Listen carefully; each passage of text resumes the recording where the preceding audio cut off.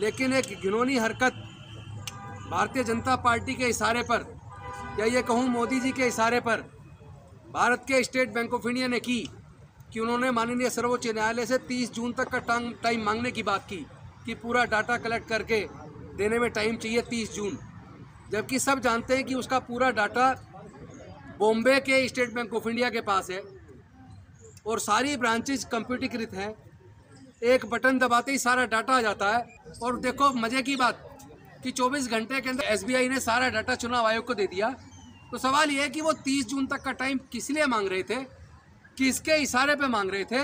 ऐसा कौन सा घोटाला जो खुल जाने वाला था कि जिस तरह आपने देखा रावलपिंडी के इलेक्शन कमिश्नर ने पब्लिक के सामने आकर कहा कि मैंने देश के साथ गद्दारी की, लोगों के साथ गद्दारी की और 15 विधायकों को जो 70-70 हज़ार वोट से जीते थे उनको हमने धोखे से हरा दिया और मैं अपना कसूर मानता हूं। मैं चाहता हूं कि मुझे रावलपिंडी के चौक पे फांसी दी जाए, लेकिन साथ ही साथ चीफ जस्टिस पाकिस्तान और चीफ इलेक्शन कमिश्नर पाकिस्तान जिनके दबाव में हमने ये किया उनको भी फांसी दी जाए। तो कहीं ना कहीं मुझे लगता है कि वो जो वीडियो जो वायरल हुई है और सबके सामने ये बात गई है, तो हमारे भी इलेक्शन कमीशन के अंदर बैठे लोगों का हो सकता है चित्त थोड़ा डामाडोल हुआ हो, कहीं ना कहीं उनके अंदर भी ज़मीर जागा हो।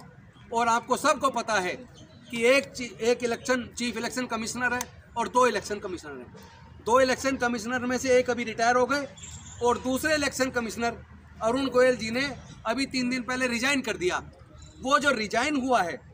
वो इस संदेह को और ज़्यादा गहराता है कि ये जो भारतीय जनता पार्टी के नेता जिन्होंने पिछली बार कहा था 300 पार, तो 300 पार आ गई और इस बार कहा उन्होंने एनडीए के लिए कि 400 पार, तो कहीं ऐसा तो नहीं है कि इलेक्शन कमीशन के ऊपर ये दबाव डाला गया हो कि 400 पार लाने वाला काम ईवीएम से वोट की चोरी करके करवाना है? कहीं ऐसा तो नहीं है।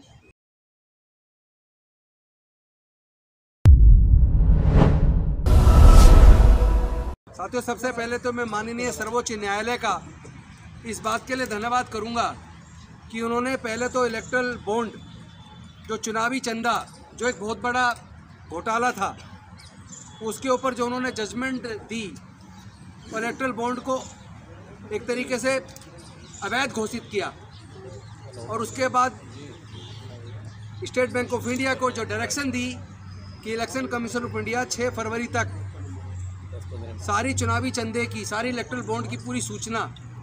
इलेक्शन कमीशन को दे और इलेक्शन कमीशन 15 तारीख तक उसको पब्लिक डोमेन में डाले। लेकिन एक घिनौनी हरकत भारतीय जनता पार्टी के इशारे पर, या ये कहूँ मोदी जी के इशारे पर, भारत के स्टेट बैंक ऑफ इंडिया ने की कि उन्होंने माननीय सर्वोच्च न्यायालय से 30 जून तक का टाइम मांगने की बात की कि पूरा डाटा कलेक्ट करके देने में टाइम चाहिए 30 जून, जबकि सब जानते हैं कि उसका पूरा डाटा बॉम्बे के स्टेट बैंक ऑफ इंडिया के पास है और सारी ब्रांचेज कंप्यूटरीकृत हैं। एक बटन दबाते ही सारा डाटा आ जाता है। लेकिन इसमें बेहद सख्त रवैया अपनाते हुए माननीय सर्वोच्च न्यायालय ने न्याय के प्रति जो एक लोगों का भरोसा उसको भी कायम रखने का काम किया और स्टेट बैंक को फटकार लगाते हुए सीधा सीधा कह दिया कि 1 दिन के अंदर 24 घंटे के अंदर तुम्हें डाटा देना है। और देखो मज़े की बात कि 24 घंटे के अंदर एसबीआई ने सारा डाटा चुनाव आयोग को दे दिया। तो सवाल ये है कि वो 30 जून तक का टाइम किस लिए मांग रहे थे, किसके इशारे पे मांग रहे थे? ऐसा कौन सा घोटाला जो खुल जाने वाला था? ऐसे कौन से बड़े कॉरपोरेट हैं, कौन से ऐसे पूंजीवादी घराने हैं जिन लोगों ने ये सारा घोटाला किया और चंदे के बदले में धंधा हासिल किया और उन्होंने हो सकता है लाखों करोड़ का भारत सरकार से या उनकी जो स्टेट गवर्नमेंट से उनसे कॉन्ट्रैक्ट हासिल किए हों। तो ये आज सार्वजनिक हो जाएगा, 15 तारीख को वो पब्लिक डोमेन में भी आ जाएगा। इसके लिए मैं सर्वोच्च न्यायालय का आभार व्यक्त करता हूँ। साथ ही साथ पिछले कई महीनों से ईवीएम हटाओ संयुक्त मोर्चा के माध्यम से ईवीएम को हटाने की एक मुहिम चली और मैं आप सबको बधाई दूंगा कि आप सबका सहयोग मिला। आज पूरे देश के अंदर कोई एक आदमी ऐसा नहीं मिलता जो ये कह दे कि हमें ईवीएम पे भरोसा है। देश के तमाम लोग जान चुके, गांव-गांव तक ये बात जा चुकी है, ईवीएम के द्वारा लोगों की वोट की चोरी होती है। वो क्यों होती है, कैसे होती है, ये तो कई बार आपके चैनल के माध्यम से हम बता चुके हैं। लेकिन मैं ये बताना चाहता हूँ, चूँकि ये पूरे देश के अंदर ये सूचना जा चुकी है कि ईवीएम से वोट की चोरी होती है बैलेट पेपर केवल सेफ है, और जो विकसित राष्ट्र है वो कोई भी ईवीएम से चुनाव नहीं कराते। फिर ये election commission of India EVM से चुनाव कराने की जिद पे क्यों अड़ा है? मुझे लगता है कि ये संदेह कुछ ना कुछ और ज़्यादा गहराता जा रहा है कि जिस तरह आपने देखा रावलपिंडी के इलेक्शन कमिश्नर ने पब्लिक के सामने आकर कहा कि मैंने देश के साथ गद्दारी की, लोगों के साथ गद्दारी की, और 15 विधायकों को जो 70-70 हज़ार वोट से जीते थे उनको हमने धोखे से हरा दिया, और मैं अपना कसूर मानता हूं। मैं चाहता हूं कि मुझे रावलपिंडी के चौक पे फांसी दी जाए, लेकिन साथ ही साथ चीफ जस्टिस पाकिस्तान और चीफ इलेक्शन कमिश्नर पाकिस्तान जिनके दबाव में हमने ये किया उनको भी फांसी दी जाए। तो कहीं ना कहीं मुझे लगता है कि वो जो वीडियो जो वायरल हुई है और सबके सामने ये बात गई है, तो हमारे भी इलेक्शन कमीशन के अंदर बैठे लोगों का हो सकता है चित्त थोड़ा डामाडोल हुआ हो, कहीं ना कहीं उनके अंदर भी ज़मीर जागा हो। और आपको सबको पता है कि एक इलेक्शन चीफ इलेक्शन कमिश्नर है और 2 इलेक्शन कमिश्नर हैं। 2 इलेक्शन कमिश्नर में से एक अभी रिटायर हो गए, और दूसरे इलेक्शन कमिश्नर अरुण गोयल जी ने अभी 3 दिन पहले रिजाइन कर दिया। वो जो रिजाइन हुआ है वो इस संदेह को और ज़्यादा गहराता है कि ये जो भारतीय जनता पार्टी के नेता जिन्होंने पिछली बार कहा था 300 पार, तो 300 पार आ गई, और इस बार कहा उन्होंने एनडीए के लिए कि 400 पार, तो कहीं ऐसा तो नहीं है कि इलेक्शन कमीशन के ऊपर ये दबाव डाला गया हो कि 400 पार लाने वाला काम ईवीएम से वोट की चोरी करके करवाना है? कहीं ऐसा तो नहीं है। मतलब लोगों में ये संदेह पैदा हो रहा है, और वो संदेह बढ़ता जा रहा है, और संदेह इसलिए भी ज़्यादा बढ़ जाता है क्योंकि सर्वोच्च न्यायालय ने एक व्यवस्था दी थी ताकि निष्पक्ष, स्वतंत्र, पारदर्शी चुनाव हो, जो भारत का संविधान चुनाव आयोग को जो जिम्मेदारी देता है, और उसको चुनने की जो कमेटी है 3 सदस्य की, उसमें देश के प्रधानमंत्री विपक्ष के नेता के साथ तीसरे इंडिपेंडेंट व्यक्ति होने चाहिए, भारत के सर्वोच्च न्यायालय के सर्वोच्च न्यायाधीश। लेकिन केंद्र की सरकार ने संसद के द्वारा बिल लाकर उस व्यवस्था को पलट दिया, और उसके बाद कर दिया कि एक देश के प्रधानमंत्री, एक कोई केंद्रीय मंत्री और तीसरे विपक्ष के नेता। इसका मतलब चुनाव आयोग का गठन जो लोग करेंगे उसमें 2 लोग तो केंद्र सरकार के हो गए। तो ये जो धोखाधड़ी हो रही है, और उसके बाद चुनाव आयोग के कमिश्नर का रिजाइन कर देना एकदम, जब चुनाव की घोषणा हो जाने वाली है 3-4 दिन के अंदर, उससे एकदम पहले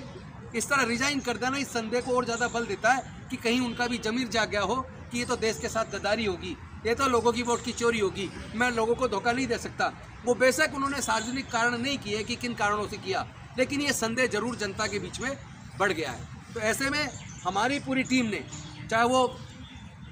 ईवीएम हटाओ संयुक्त मोर्चा हो, चाहे वो मिशन जय भीम हो, चाहे वो संविधान बचाओ संघर्ष समिति हो, सब लोगों ने तय किया कि आने वाले इस 14 तारीख को हम लोग एक हैशटैग चलाएंगे सुबह से, और वो रात तक चलेगा। उसमें हैशटैग होगा,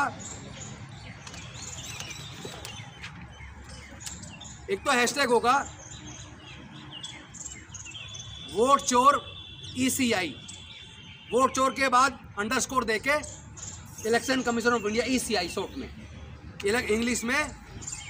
हैशटैग होगा वोट चोर अंडरस्कोर ECI, और हिंदी में होगा वोट चोर चोर अलग है, वोट अंडरस्कोर चोर अंडरस्कोर चुनाव अंडरस्कोर आयोग। तो इस तरीके से जो चुनाव आयोग के ऊपर पूरे देश के लोग वोट की चोरी का जो संदेह कर रहे हैं, इसके ऊपर 14 तारीख को सुबह से लेके रात तक ये हैशटैग चलाया जाएगा, और इसके बाद 14 के बाद 19 तारीख को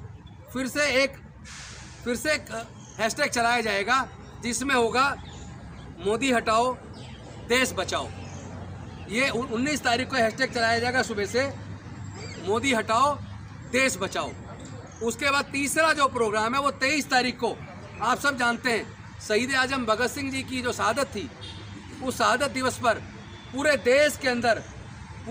के अंदर जो भी मानवता पसंद लोग हैं, जो लोग देश के संविधान को बचाना चाहते हैं, जो लोग देश के लोकतंत्र को बचाना चाहते हैं, जो लोग ईवीएम से वोट की चोरी को रोकना चाहते हैं, वो लोग पूरे देश के अंदर, चाहे वो अगर वो वकील हैं तो अपने कोर्ट्स के अंदर, अगर वो नौकरी के अंदर प्राइवेट नौकरी कर रहे हैं तो वहाँ अपने कहीं ना कहीं एक स्थान चुन लें, या सामाजिक संगठन के लोग हैं तो वो अपने निगम के अंदर, या अपने SDM कार्यालय के अंदर, या अपने DM ऑफिस के अंदर, या फिर जो इलेक्शन का ऑफिस है उसके अंदर, या जो लोग गांव के अंदर हैं वो अपनी चौपाल पे बैठ के, या शहरों के अंदर जहां चौपाल बनी है वहां बैठ के, या जहां वो पार्क के अंदर योगा करते हैं वहां बैठ के वो लोग एक पूरे दिन का एक उपवास रखेंगे इस वोट की चोरी के खिलाफ, इलेक्शन आयोग के खिलाफ, ईवीएम हटाने के लिए, बैलेट पेपर वापस लाने के लिए। और साथ में जब वो डालेंगे पोस्ट, जो भी वीडियो अपनी अपनी वीडियो बनाएं और वो वीडियो सब लोग अपने फेसबुक से, ट्विटर से, इंस्टाग्राम से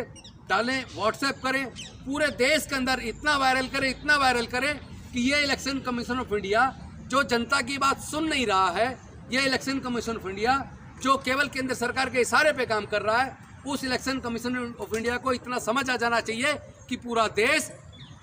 ईवीएम को हटाकर बैलेट पेपर वापस लाना चाहता है। पूरा देश अपनी वोट की चोरी स्वीकार करने के लिए तैयार नहीं है। बस इन्हीं शब्दों के साथ मैं चाहूँगा, और इसमें तीन मुद्दे हैं। एक मुद्दा है किसानों का जो एमएसपी है और जो किसानों के मुद्दे हैं वो हल होने चाहिए, और दूसरा मुद्दा है ईवीएम हटाया जाना चाहिए, बैलेट पेपर वापस लाया जाना चाहिए, और तीसरा मुद्दा है जातिगत जनगणना पूरे देश के अंदर कराई जाए ताकि आर्थिक सर्वे होकर पूरे देश की स्थिति पता लग जाए कि देश के सारे प्राकृतिक संसाधनों में, सारी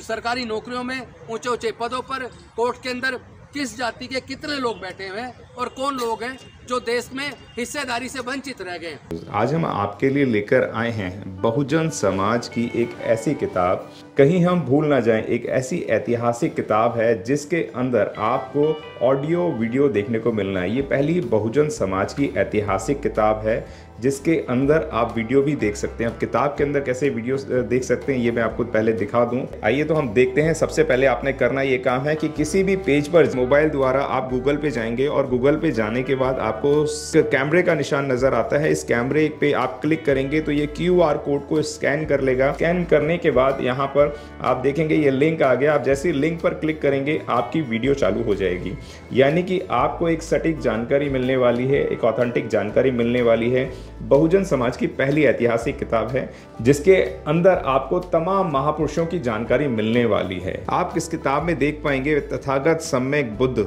जिनकी पूरी जीवनी आपको मिलने वाली है, महान सम्राट अशोक जिनका जीवनी आपको इसके अंदर पूरी मिलने वाली है, संत कबीर दास, संत शिरोमणि गुरु रविदास, सम्राट मीर भोज जिन्होंने इतिहास रचने का काम किया, गुरु घासीदास बाबा, वीरांगना झलकारी बाई, वीरांगना उदा देवी पासी, नागेली वीरांगना की कहानी, एकलव्य जिसका अंगूठा काट लिया था धोखे से, चोखा मेला हरिचंद ठाकुर, ज्ञानदीप छत्रपति शाहूजी महाराज, बिरसा मुंडा, ज्योतिबा फूले, माता सावित्रीबाई फूले, फातिमा शेख, EV रामास्वामी, स्वामी अच्युतानंद, बाबा साहब डॉक्टर BR अम्बेडकर जिनका मूल ग्रंथ आपको इसमें छोटी सी किताब में मिलने वाला है। आप ऑडियो भी देख सकते हैं, वीडियो भी देख सकते हैं। माता रमाबाई, मोतिया रावण कंगाली, सरदार उधम सिंह, ललई सिंह यादव, दशरथ मांझी, शिव दयाल सिंह चौरसिया, कपूरी ठाकुर, भवरी देवी, मान्यवर काशीराम साहब जिन्होंने इतिहास को दोबारा दोहराने का काम किया था, वीरांगना फूलन देवी, बहन कुमारी मायावती, संकल्प भूमि और पूना पैक्ट। बहुजन समाज का एक मूल ग्रंथ यह आपके पास आ गया है और आप इसको बिल्कुल भी देरी ना करें। तो साथियों, अगर आप ये किताब मंगाना चाहते हैं तो डिस्क्रिप्शन बॉक्स में जो आप नंबर देख रहे हैं इस नंबर पर आप हमें अपना ऑर्डर बुक करा सकते हैं। कितनी किताब आपको चाहिए